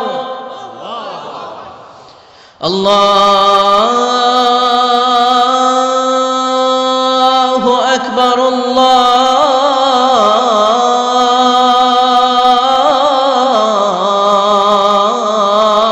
আকবার। কি সুরেলা আজান, কাবার আজান। আজান হতে দেরি, আজান হতে দেরি। যদি 20-30 তলা হোটেলের কোনো ছাদ থেকে আপনি খেয়াল করেন, দেখবেন মৌমাছির মতো ডানে বায়ে সামনে পেছনে চারিদিক থেকে সারে আল হিজরা দিয়ে, সারে আজিয়াদ রোড দিয়ে, গাজ্জা দিয়ে, জারোয়াল দিয়ে, মেসফালা দিয়ে, ইব্রাহিম খালিলি দিয়ে মানুষগুলো কাবার দিকে ঢুকতে শুরু করেছে, ঠিক কিনা? আবার বিশ্বনবী বলতেন, মক্কা তো হাব্বুল বিলাদ ইলাইয়া, মক্কা শহর আমার কাছে সব চাইতে প্রিয় শহর। লাউলা উখরিজিতু লামা খারাজতু, মক্কার কুরাইশরা কাফেররা যদি এই শহর থেকে জোর করে আমারে বের করে না দিত, আমি কোনোদিন মক্কা ছেড়ে দূরে যেতাম না। সুবহানাল্লাহ পড়ে। বিশ্বনবীর জন্মস্থান এই শহর, যেখানে বিশ্বনবী জন্মেছেন ওইখানে আছে মাকতাবা, লাইব্রেরি। কি আছে? হজ ওমরা যারা করেছেন তারা দেখবেন ওখানে গেলেই ফ্রিতে বই দেয়। কি দেয়? বিশ্বনবীর জন্মস্থানে গেলে যেই ভাষার হন, বাঙালি গেলে বাংলায়, ইংরেজ গেলে ইংরেজিতে, পাকিস্তানিরা গেলে হিন্দিতে, সবাইকে ফ্রিতে বই দেয়া হয়। তার মানে বিশ্বনবীর জন্মস্থানে গেলেই বই পাওয়া যায়, ঠিক কিনা? বিশ্বনবীর জন্মস্থানের ঠিক পাশেই আবু জাহেলের জন্মস্থান। ওইখানে কি আছে জানেন? হ্যাঁ, হাম্মাম, হাম্মাম আবি জাহাল। বাঙালি হাজিদের বুক ভরা ঘৃণা তার জন্য। বাঙালি হাজিরা বলে, আবু জাহিল্লার টয়লেট কই, যাইয়া সব ভরাই দিয়ে আসুন। জেদ্দাতে নেমেই খুঁজতে আরম্ভ করে, আবু জাহিল্লার টয়লেট কই। সবাই বলে, এই না জেদ্দায় আসলেন, মক্কা তো আর 80 কিলো দূরে, আপনি যাবেন, ওমরা করবেন, বিশ্রাম নেবেন হোটেলে, এরপরে জিয়ারা যখন করায় তখন ওখানে নেয়। কিন্তু নাইম্মা একে আবু জাহিল্লার টয়লেট কই। কি ক্ষোভ তার প্রতি, না? কি ক্ষোভ আর ঘৃণা। আর বিশ্বনবীর জন্য অন্তর ভরা ভালোবাসা আছে না নাই? এজন্য ইসলাম হচ্ছে শান্তির ধর্ম। জঙ্গিপনা যারা করে, সন্ত্রাসবাদের কথা যারা সমাজে উস্কে দেয়, তাদের জন্য ইসলামে কোনো শান্তি নাই। আবু জাহেল ছিল সন্ত্রাসদের লিডার, ঠিক কি না? Leader of the all terrorist, কুখ্যাত ইন্টারন্যাশনাল সন্ত্রাসী আবু জাহেল। আর বিশ্বনবী ছিলেন মুজাহিদ। বিশ্বনবী কি ছিলেন? মুসা আলাইহিস সালাম ছিলেন মুজাহিদ। ফেরাউন ছিল কুখ্যাত সন্ত্রাসী আর জঙ্গি, ঠিক কিনা? সাইয়েদনা ইব্রাহিম ছিলেন মুজাহিদ আর নমরুদ ছিল জঙ্গি, ঠিক কিনা? যারা ইসলামের পক্ষে কথা বলে তারা মুজাহিদ, আর যারা ইসলামের বিপক্ষে তারা সন্ত্রাস আর জঙ্গি। চিল্লায় বলেন ঠিক কিনা? সে আল্লাহ ডেকে বললেন, গোলামুত্তিনি ওয়াজ-যাইতুনি ওয়া তুরি সিনিন ওয়া হাযাল বালাদিল আমিন। 3 ফলের কসম, জাইতুনের কসম, তুর পাহাড়ের কসম, বিশ্বনবীর জন্মস্থান মক্কাতুল মুকাররমার কসম। 4টা জিনিসের কসম কেটেছে কে? কয়টা জিনিসের? 4টা জিনিসের কসম কেটে আল্লাহ একটা কথা বলবেন। ওই কথাটার গুরুত্ব বেশি না কম? লাকাদ খালাকনাল ইনসানা ফি আহসানি তাকওয়িম। সবাই পড়েন, লাকাদ খালাকনাল ইনসানা ফি আহসানি তাকওয়িম। নিশ্চয় আমি মানুষের চেহারাটারে, আকৃতিটারে বড্ড চমৎকার আকৃতি দিয়ে তৈরি করেছি। সুবহানাল্লাহ। মানুষের মতো কোনো সুন্দর প্রাণী পৃথিবীতে নাই, আছে? গরু দেখবেন সবগুলোর চেহারা একরকম, কুকুরের অলমোস্ট সব কুকুরের কেন্দ্রীয় চেহারা এক, সব ছাগলের কেন্দ্রীয় চেহারা এক, কিন্তু একটা মানুষের সাথে আরেকটা মানুষের চেহারা মিলে? আমার সাথে হুজুরের চেহারার মিল আছে, হুজুরের সাথে ভাইয়ের, ভাইয়ের সাথে আপনার। 700 কোটি মানুষ নাকি পৃথিবীতে এখন আছে, এই 700 কোটির সাথে একটার লগে আরেকটার মিলে? কত 700 কোটি ময়রা কবরে ভূত হয়ে রয়েছে, একটার সাথে আরেকটার মিল ছিল? আরো কত 700 কোটি যে কিয়ামতের আগে আসবে, একজনের সাথে আরেকজনের চেহারার কোনো মিল খাবে? এরপর আপনি হিউম্যান অ্যানাটমি নিয়ে গবেষণা করেন, পায়ের পাতা থেকে শুরু করে মাথার তালু পর্যন্ত একটার পর একটা অঙ্গ এমন ভাবে আল্লাহ তৈরি করেছে, পৃথিবীর কোন ডিজাইনারের কোন ডিজাইন দ্বারা এটাকে মাপজোক আর পরিমাপ করা সম্ভব না। চিল্লায় বলেন ঠিক কি না? এজন্য আল্লাহ বললেন, লাকাদ খালাকনাল ইনসানা ফি আহসানি তাকওয়িম, মানুষকে চমৎকার আকৃতি দিয়ে তৈরি করেছে কে? আমাদের যেই অঙ্গটা ঠিক যেখানে বসানো দরকার, ঠিক সেই অঙ্গটা আল্লাহ তাআলা ওইখানেই বসিয়েছে, ঠিক কি না? আল্লাহর সৃষ্টির মধ্যে কোনো খুঁত ধরার, ভুল ধরার ক্ষমতা কারো আছে? এক লোক বট গাছের তলায় বসে বিশ্রাম নিচ্ছে, আর বট ফল দেখে অবাক যে এত মোটা বট গাছ, ফলগুলো এত ছোট। বট ফল ছোট হয় না নাকি এত বড়?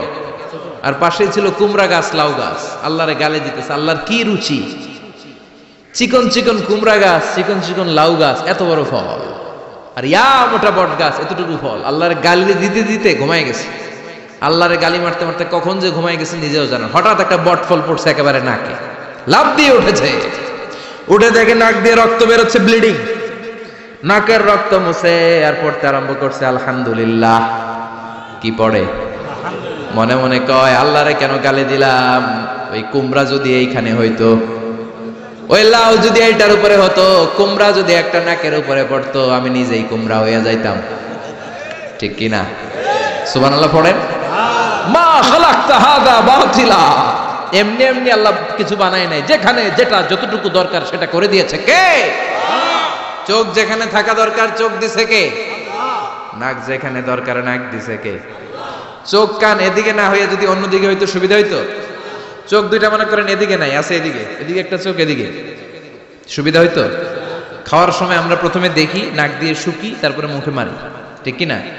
তো চোখ যদি পিছনে হইতো, প্রত্যেকটা খাবার নিয়ে চোখটা দেখানো লাগতো এইভাবে, তাই না? নাকও যদি এইখানে না হয়ে এদিকে নাকটা হইতো, খাবার নিয়ে ঘ্রাণ শুকতে চাইলে পেছনে নিয়ে। দেখেন কি সেটিং! চোখ যদি এইখানে না থেকে মাত্র 2 ইঞ্চি উপরে যদি আল্লাহ দিত, এদিকে একটা চোখ এদিকে একটা চোখ, সেজদা দিতে পারতেন? চোখ বন্ধ করে সেজদা দেওয়া লাগতো, ঠিক কিনা? ফুটবল খেলতে পারতেন? ফুটবলে হেড দিলে ডিমের মতো পোষ হয়ে যেত চোখ দুইটা। সুবহানাল্লাহ পড়বেন না? দেখেন কানের কি সেটিং! কান যদি এইখানে না দিয়ে এই কানটা আল্লাহ এই বগলের নিচে দিত, আর এই কান যদি এই বগলের নিচে দিত, আজকে ওয়াজ শুনতেন কেমনে? এমনি। হাত তোলেন সবাই। 1.5 ঘন্টা হাজারী সাহেবের আলোচনা এমনি থাকে না। 1.5 ঘন্টা হাত দুইটা তুলে থাকা যায় তো? হাত নামাইলে ওয়াজ শোনা যায় না, হাত উঠাইলে শোনা যায়। সুবহানাল্লাহ পড়ে। যেখানে যেটা যেভাবে দরকার দিয়ে দিয়েছে কে? আবার এখানে এয়ার ক্যানেল দিলেন। অনেকে কয় এগুলা দিছে কেন? এই ক্যানেল কিন্তু দরকার। ক্যানেল না থাকলে আপনার কথা ঢুকবে না, আপনি বুঝবেন না। অনেকের এই কানের ডিফেক্ট আছে, ডিফর্ম বেবি, এই রোগ নিয়ে জন্মাইছে, কানে মেশিন লাগানো লাগে, এই ক্যানেলের সমস্যা। এটা কেটে দিলে আপনি কান কাটা রমজান, কান কেটে দিলে আপনি কান কাটা রমজান হয়ে যেতেন। এই ক্যানেল দিয়ে ঘুরে ঘুরে সাউন্ড ওয়েভ গুলো যায়, ফলে আমরা শুনতে পাই। এই ক্যানেল না থাকলে শুনতে পেতাম না। তার মানে মা খালাকতা হাযা বাতিলা, এমনি এমনি কিছু দেয় নাই। 206টা হাড্ডি দিয়ে আমাদের মানুষের দেহ, ছোট্ট হাড্ডিটা আল্লাহ দিয়ে দিছে এখানে। এটার ভিতরে একটা ড্রাম আছে, এটার বলে এয়ার ড্রাম। সাউন্ড ওয়েভ, শব্দ তরঙ্গ এয়ার ড্রামে নক করে, এরপরে outer air, middle air, inner air হয়ে ইলেকট্রিক্যাল সিগন্যালের মাধ্যমে যাই দেখে যায়, ব্রেনের সাথে কানেক্ট হতে হলে ইলেকট্রিক্যাল সিগন্যাল দিয়ে কানেক্ট হতে হয়। এই সাউন্ড ওয়েভ, শব্দ তরঙ্গগুলো ইলেকট্রিক্যাল সিগন্যাল দিয়ে ট্রান্সমিট হয়ে ব্রেনের হেয়ারিং নার্ভ, শুনবার যে স্নায়ু, ওইখানে নক করে। নক করা মাত্রই শব্দ তরঙ্গ আপনার শুনবার অনুভূতি জাগায়। এই সূক্ষ্মাতি সূক্ষ্ম কাজ কত ছোট্ট আর অল্প সময়ে করে দিচ্ছে কে? চোখ দিয়ে তাকানো মাত্রই দেখি কত রঙের রং দেখি। Human eyes can identify, can recognize more than 10 million colors.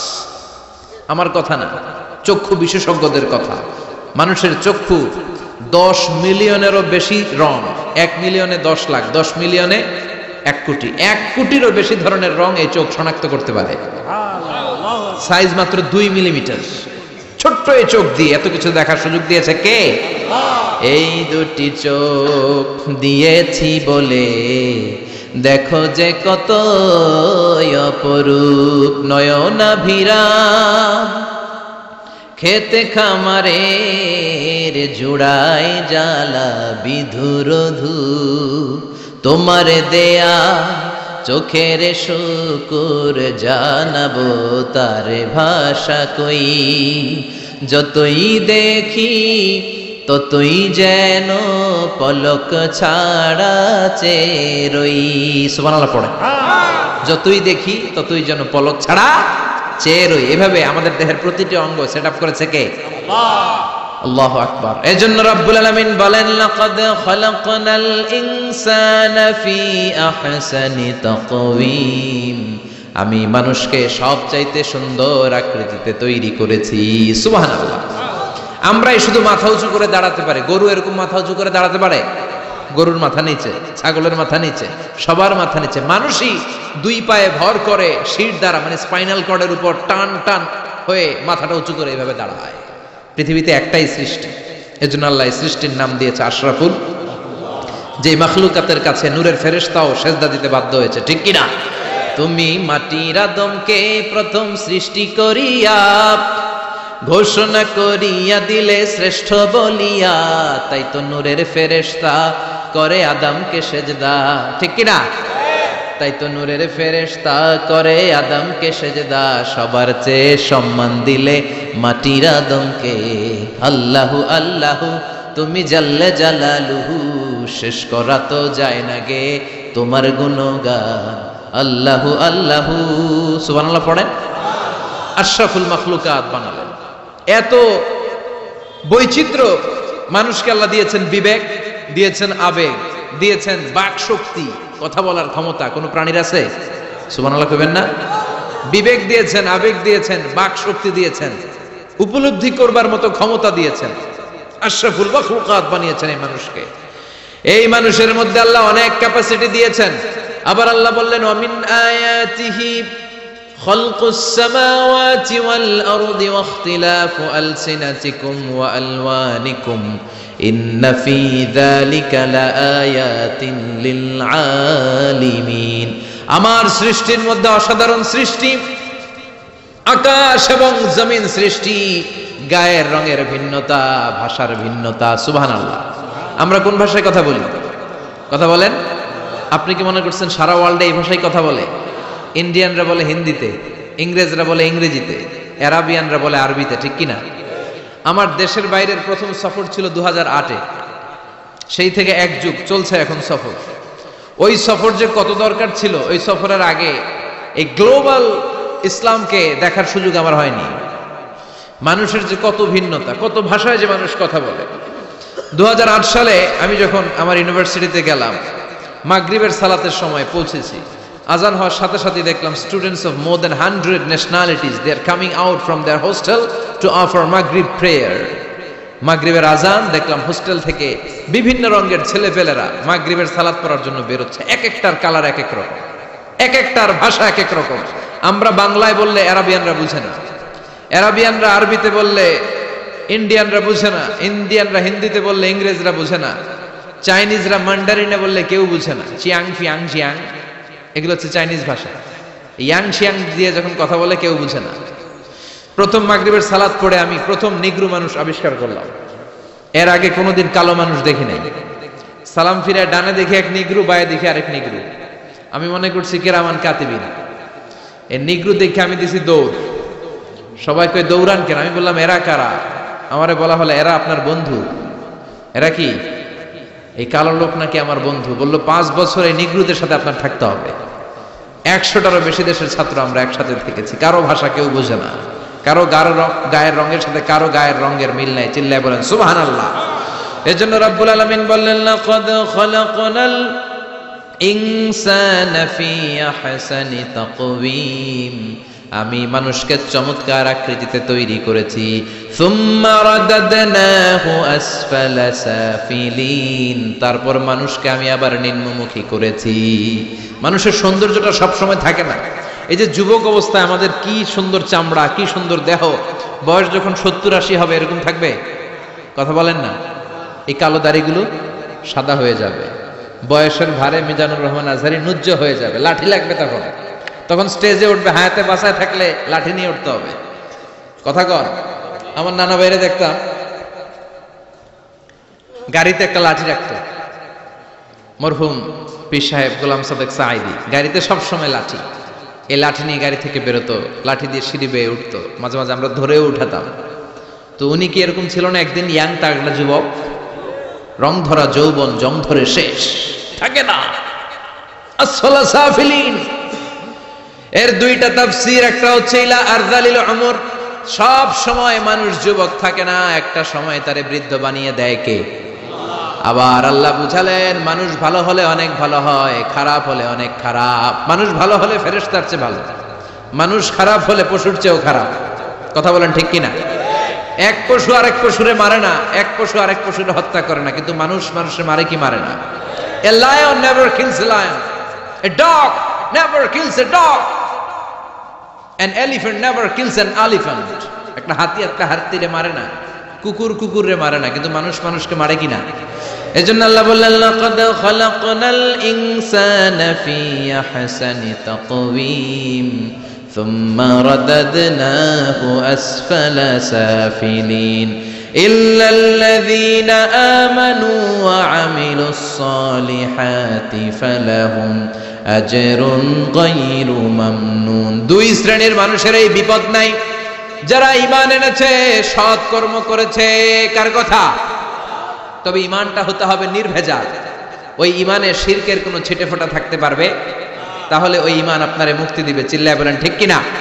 ওয়া আমিলুস সালিহাত, নেক কাজ করে, সৎ কাজ করে, ফালাহুম আজরুন গায়রু মামনুন, তাদের জন্য এমন প্রতিদান আছে যেটা শেষ হবে না। আমাদের জন্য সবচেয়ে বড় প্রতিদান হচ্ছে জান্নাত। মুমিনের জন্য সবচেয়ে বড় পাওয়া হচ্ছে জান্নাত। চিৎকার করে বলতে হবে সবচেয়ে বড় প্রতিদান কি? মালিক তুমি জান্নাতে, তোমার পাশে আমায় একটি ঘর বানিয়ে দিও, একটি ঘর বানিয়ে দিও সে বিভীষিকাময় মহাদিনে, তোমার প্রতিবেশী করে নিও। মালিক তুমি জান্নাতে, তোমার পাশে আমায় একটি ঘর বানিয়ে দিও। পড়েন আমিন, চিল্লায় পড়েন আমিন। তার মানে যারা ঈমান আনবে, নেক কাজ করবে, তাদের হারাবার কিছু নাই। চিল্লায় কোন ঠিক কিনা? আমাদের হারানোর কিছু আছে? আমরা মল্লে শহীদ বাঁচলে, মল্লে শহীদ বাঁচলে, এজন্য ঈমানটা হতে হবে পাকা ঈমান। ঈমানদার কখনো পথ হারায় না। ঈমানদার ভরসা রাখে কার উপর? আপনি যদি ঈমানের পক্ষে থাকেন, কোরআনের পক্ষে থাকেন, ইসলামের পক্ষে থাকেন, আপনার উপর আযাব আসবে, গজব আসবে, বিপদ আসবে, নবীদের উপর যেমনি এসেছে। ঠিক কিনা? ঝুঁকি যদি আসে, ভয় যদি আসে, আপনার উপর আযাব যদি আসে, শাস্তি যদি আসে, অত্যাচার আসে, মুমিন কখনো ভয় পায়? কথা বলেন। মুমিন কখনো পথ হারায় না, মুমিন কখনো আশা ছাড়ে না। চিল্লায় বলেন ঠিক কিনা? কারণ মুমিন খুব ভালো করে জানে রাত্রি যত গভীর হয়, সুবহে সাদিকের সময় কাছে আসতে থাকে। কথা বলেন। গর্ভবতী মায়ের পেটের ব্যথা যত বাড়তে থাকে, নতুন মেহমান আসার সময় কাছে আসতে থাকে। তেমনি ইসলামের পক্ষে যারা কথা বলে, ইসলামের পক্ষে যারা লড়াই করে, হকের ব্যাপারে যারা বাতিলের বিরুদ্ধে আপোষহীন, তাদের উপর যত অত্যাচার আসবে, ইসলামের বিজয়ের সময় কাছে ঘনাতে থাকবে। চিল্লায় বলেন ঠিক কিনা? ইসলাম জিন্দা হোতা হয় হার কারবালা কি বাত। প্রতিটা কারবালার রক্তক্ষয়ী সংগ্রামের পরে ইসলামের বিজয় আসে। ইসলামের বিজয় মিষ্টি কথায় আসে না। ইসলামের কথা, ইসলামের বিজয়টা এমনি এমনি আসে না। ইসলাম জিন্দা হতা হয় আর কারবালা কি বাত, প্রতিটা কারবালার রক্তক্ষয়ী সংগ্রাম দিয়ে ইসলামের পতাকা উড়ে। চিল্লায় বলেন ঠিক কিনা? সে আল্লাহ বললেন ইল্লাল্লাযীনা আমানু ওয়া আমিলুস সালিহাতি ফালাহুম আজরুন গায়রু মামনুন ফামা ইউকাযযিবুকা বা'দু বিদ্দীন আলাইসাল্লাহু বিআহকামিল হাকিমিন। ও নবী, এরপরেও কোন জিনিস তাদেরকে ইসলাম থেকে দূরে রাখে? তাদেরকে জিজ্ঞেস করেন আমি কি শ্রেষ্ঠতম বিচারক নই? সব বিচারকের শ্রেষ্ঠ বিচারক কে? কার বিচারে কোনোদিন জুলুম হয় না? চিল্লায় বলেন। আল্লাহর বিচারে কেউ কোনোদিন ঠকবে? তিনি সবচেয়ে শ্রেষ্ঠতম বিচার। বিশ্বনবী বললেন সূরাতুত তিন তেলাওয়াত করতে করতে কেউ যখন এই অষ্টম আয়াতে চলে আসে সেজন্য বলে বালা ওয়া আনা আলা যালিকা মিনাশ শাহিদিন, আল্লাহ আমি সাক্ষ্য দিচ্ছি আপনি শ্রেষ্ঠ বিচারক। আপনার চাইতে শ্রেষ্ঠ বিচারক হতে পারে? দুনিয়াতে যে বিচারগুলো পান নাই, আপনি কি মনে করছেন আখিরাতে এই বিচার হবে না? কথা বলেন। আপনার উপর জুলুম করা হয়েছে, আপনাকে নির্যাতন করা হয়েছে, এগুলোর বিচার করবে কে? আপনার জমি মেরে খেয়ে দিয়েছে, আপনার সম্মান নষ্ট করেছে, বিচার করবে কে? যত অন্যায় বিচার পৃথিবীতে হয়েছে এগুলোর নতুন করে বিচার হবে। সেই বিচারকের সবচেয়ে বড় বিচারকের ভূমিকা পালন করবে আমাদের আল্লাহ। আহকামুল হাকিমিন। Allah put a question to the audience, to the মুমিনিন। মুমিনদের কাছে আল্লাহ একটা প্রশ্ন রেখে সূরাটা শেষ করেছেন। আলাইসাল্লাহু বি আহকামিল হাকিমিন, আমি কি শ্রেষ্ঠতম বিচারক নই? এজন্য আমাদের ভরসা সব সময় একজনের উপর, তিনি কে? আল্লাহ। আর মুমিন কখনো আশা হারায় না। মুমিন তাওয়াক্কুল করে কার উপর? ভরসা রাখে কার উপর? বিপদে আপদে সকালে বিকালে সর্বাবস্থায় ফরিয়াদ করে একজনের কাছে, তিনি কে? আল্লাহ আমাদের সবাইকে কথাগুলো বুঝার আমল করার তৌফিক দান করুক। আমরা পড়ি আমিন। আর জোরে পড়েন আমিন। সুবহানাকাল্লাহুম্মা ওয়া বিহামদিকা আশহাদু আল্লা ইলাহা ইল্লা আনতা আস্তাগফিরুকা ওয়া আতুবু